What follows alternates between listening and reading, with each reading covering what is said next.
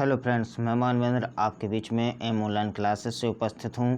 आपको बता दें, बुंदेलखंड विश्वविद्यालय से सभी संबद्ध विश्वविद्यालयों हेतु जो मानव अधिकार और पर्यावरण का पेपर होता है, उसके अंतर्गत आपको पर्यावरण विषय के बहुविकल्पी यानी कि मल्टी ऑप्शन आपको ऑब्जेक्टिव क्वेश्चंस बताने जा रहे हैं। चलिए, यदि और इससे पहले एक महत्वपूर्ण सूचना, यदि आप लोग नए अभ्यर्थी हैं, विद्यार्थी हैं, तो हमारे चैनल को सब्सक्राइब अवश्य करें और बेल आइकन को प्रेस अवश्य करें, जिससे कि आपको हमारे वीडियोस के नए नोटिफिकेशन मिल सकें।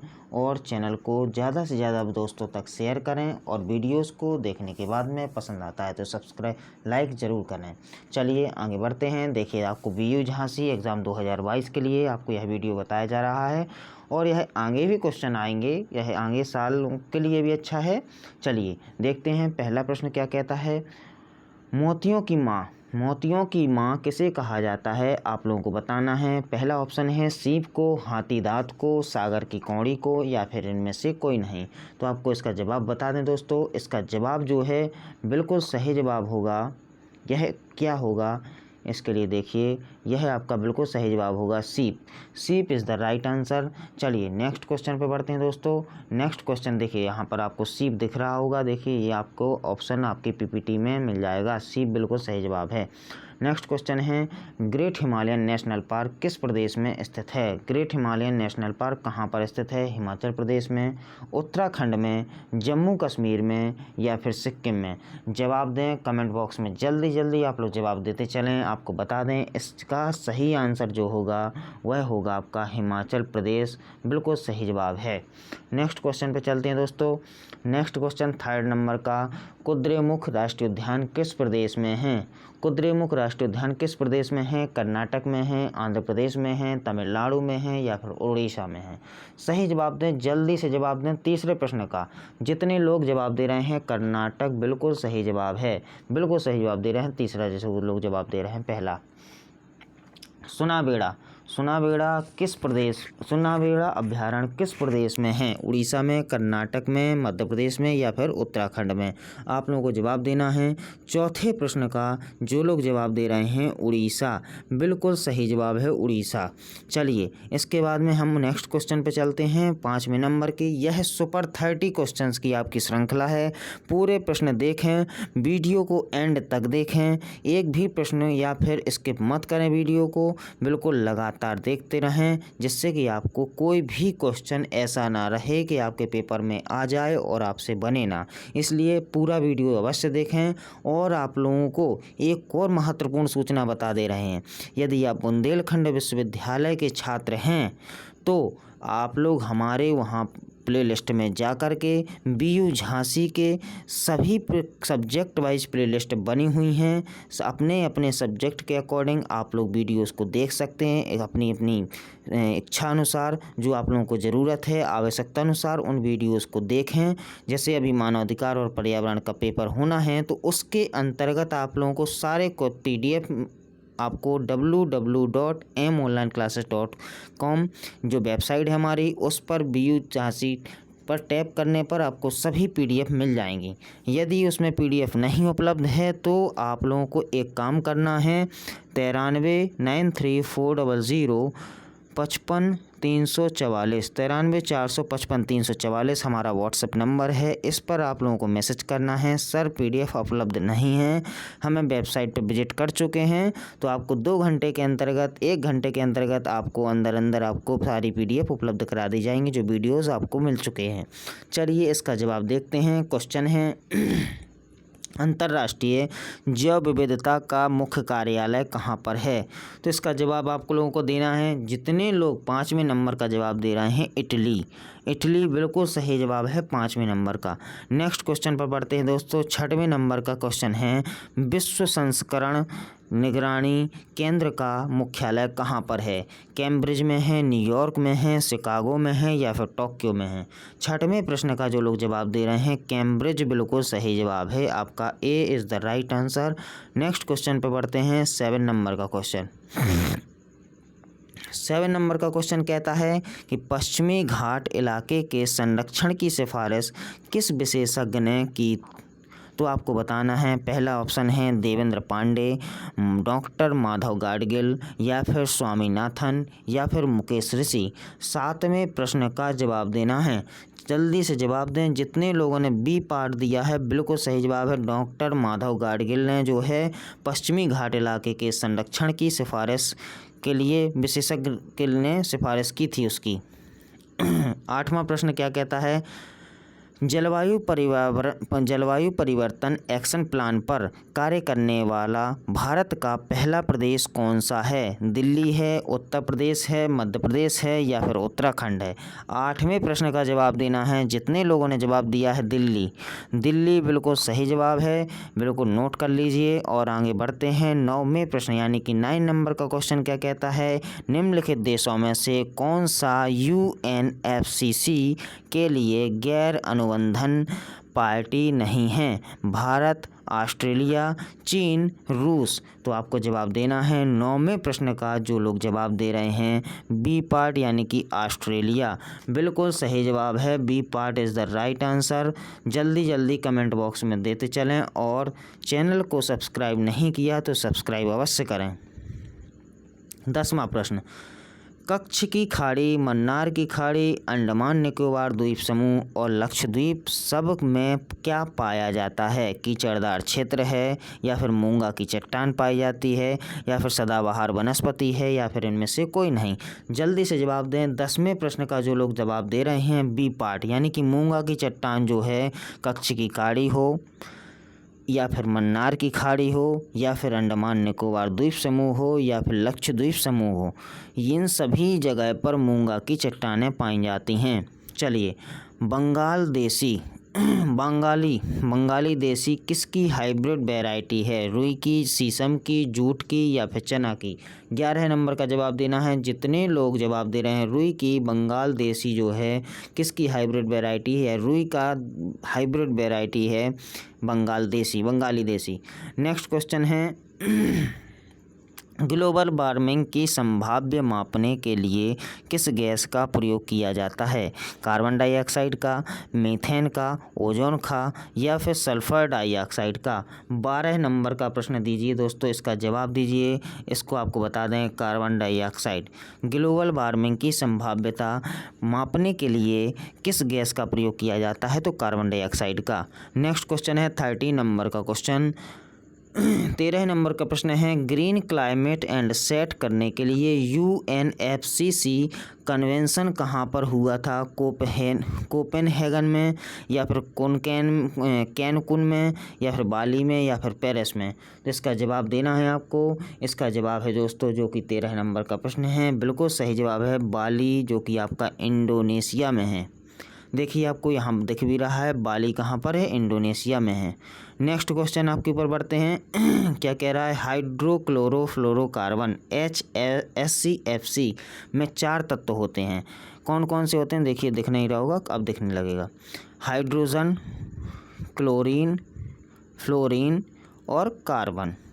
तो आपको बताना है कि इसमें से कौन सी ओजोन परत के क्षरण में सबसे ज़्यादा योगदान देती है? हाइड्रोजन देती है, क्लोरीन देती है, फ्लोरीन देती है या फिर कार्बन देती है? तो इसका जवाब आपको बताना है, जल्दी से जवाब बताएं।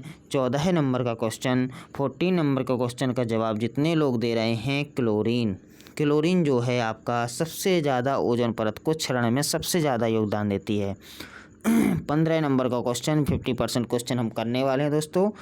किस एक्ट में नए वन्यजीव रिजर्व बनाने का प्रावधान है? इसका जवाब दें। Wild life protection act 1972, biological diversity act 2002 या फिर एनवायरनमेंट एक्ट 2006 या फिर इनमें से कोई नहीं? जवाब दें जब तक मैं पानी पी रहा हूँ दोस्तों।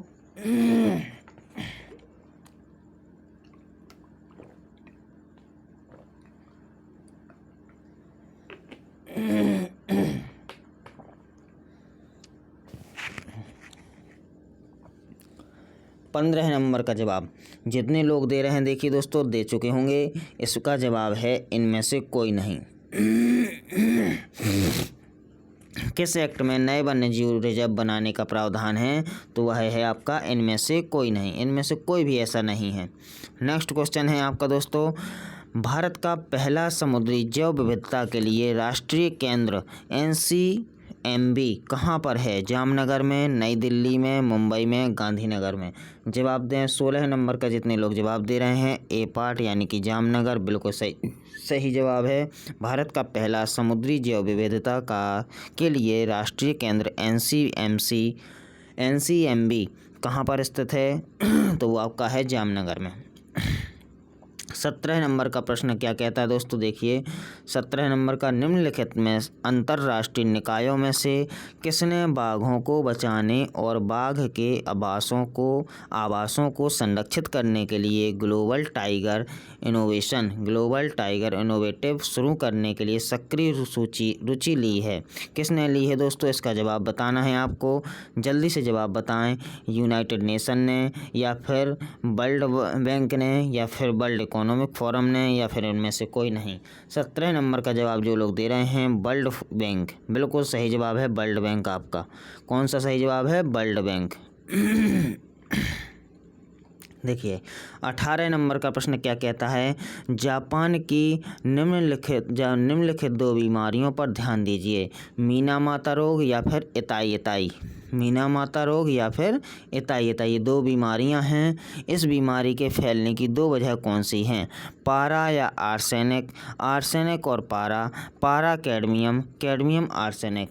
तो जवाब दें, स्पीड में जवाब दें 18 नंबर के प्रश्न का। जो लोग जवाब दे रहे हैं पारा और कैडमियम, बिल्कुल सही जवाब है पारा और कैडमियम। नेक्स्ट क्वेश्चन पर बढ़ते हैं। 19 नंबर का क्वेश्चन है जेट्रोफा के अलावा निम्नलिखित में से किस पेड़ के बीज का तेल भारत में सैकड़ों परियोजनाओं के लिए संयंत्र चालक के रूप में साबित हुआ है? तो स्पीड में जवाब दें दोस्तों, किस जेट्रोफा के अलावा, जेट्रोफा जो पेड़ है उसके अलावा किस पेड़ का?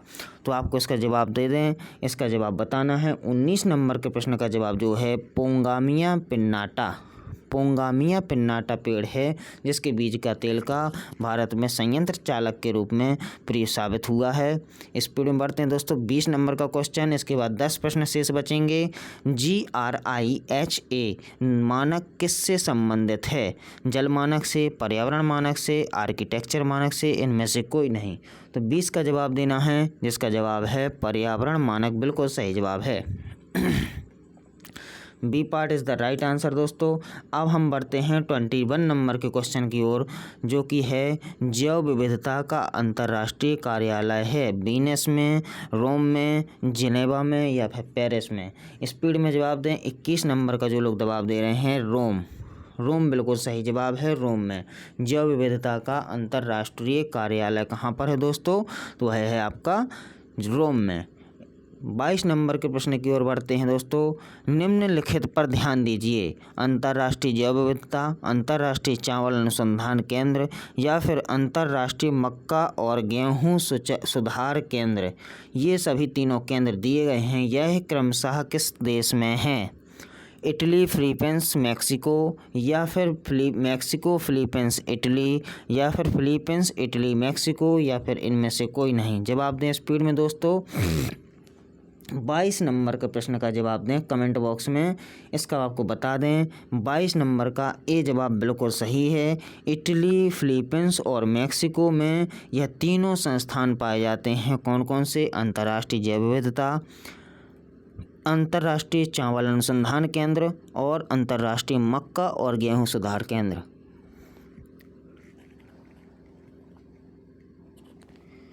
23 नंबर के प्रश्न की ओर बढ़ते हैं। 23 नंबर का प्रश्न क्या कहता है? निम्नलिखित प्रोटोकॉल में से कौन सा एक्सेस और बेनिफिट शेयरिंग ABS तंत्र से संबंधित है? Kyoto protocol, Nagoya protocol, Montreal protocol, या फिर जेनेवा प्रोटोकॉल? तो स्पीड में जवाब देना है। 23 नंबर का जो लोग दे रहे हैं Nagoya protocol is the right answer. B is the right answer दोस्तों।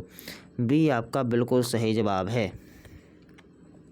24 नंबर का प्रश्न, 24 नंबर का क्वेश्चन क्या कहता है? राष्ट्रीय हरित प्राधिकरण NGT के पहले अध्यक्ष कौन थे? Justice AE Naidu, justice Lokeshwar Singh, justice Markandey Katju, या फिर इनमें से कोई नहीं। तो 24 नंबर का जवाब देना है। जितने लोग जवाब दे रहे हैं justice Lokeshwar Singh is the right answer. B is the right answer दोस्तों।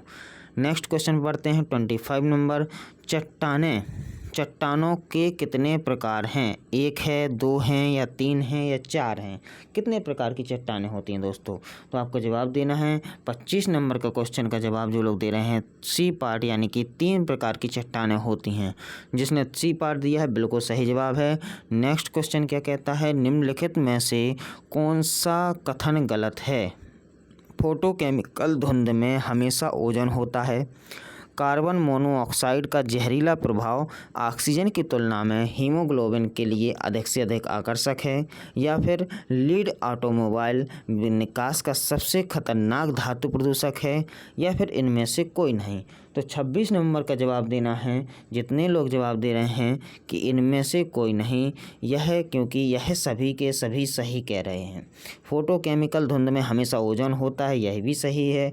कार्बन मोनोऑक्साइड का जहरीला प्रभाव ऑक्सीजन की तुलना में हीमोग्लोबिन से अधिक आकर्षक है, यह भी सही है। और लीड ऑटोमोबाइल निकास का सबसे खतरनाक धातु प्रदूषक है, यह भी सही है। 27 नंबर का क्वेश्चन क्या कहता है? पश्चिमी घाट पारिस्थितिकी विशेषज्ञ पैनल यानी कि WGEEP के अध्यक्ष कौन हैं? तो RK पचौरी, वंदना शिव या फिर माधव गाडगिल या फिर प्रदीप कृष्णन। तो 27 नंबर का क्वेश्चन जिसका जवाब है माधव गाडगिल। सी पार्ट जिसने भी दिया है बिल्कुल सही जवाब है माधव गाडगिल। 28 नंबर दोस्तों, यह है आपका थर्ड लास्ट क्वेश्चन है। निम्नलिखित में से कौन सी बीमारी से कोयले की खान से काम करने वाले मजदूरों की उम्र कम हो जाती है और उस बीमारी को ब्लैक लंग्स बीमारी कहा जाता है? तो दोस्तों आपको बता दें, का से कोयला और का से होता है, इसका जवाब है क्लोमगोलाडू रुगुरता।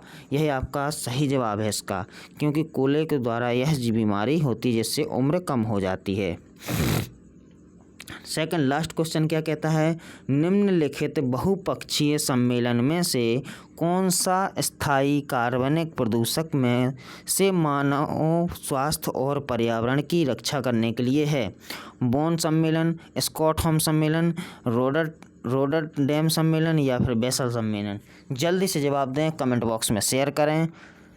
और फिर से एक अनुरोध है कि यदि चैनल को सब्सक्राइब नहीं किया है तो प्लीज़ चैनल को सब्सक्राइब करें और बेल आइकन को ज़रूर प्रेस करें और अपने दोस्तों तक ज़रूर शेयर करें, जिससे कि उनको भी फ़ायदा हो सके, आपके साथ साथ वह भी विद्यार्थी पास हो सकें, उनको भी अपने उज्जवल भविष्य के लिए। और हमारे जो आशीष सर कहते हैं मैं उज्जवल भविष्य की उनकी कामना करता हूं, तो मैं भी उनके उज्जवल भविष्य की कामना करता हूं।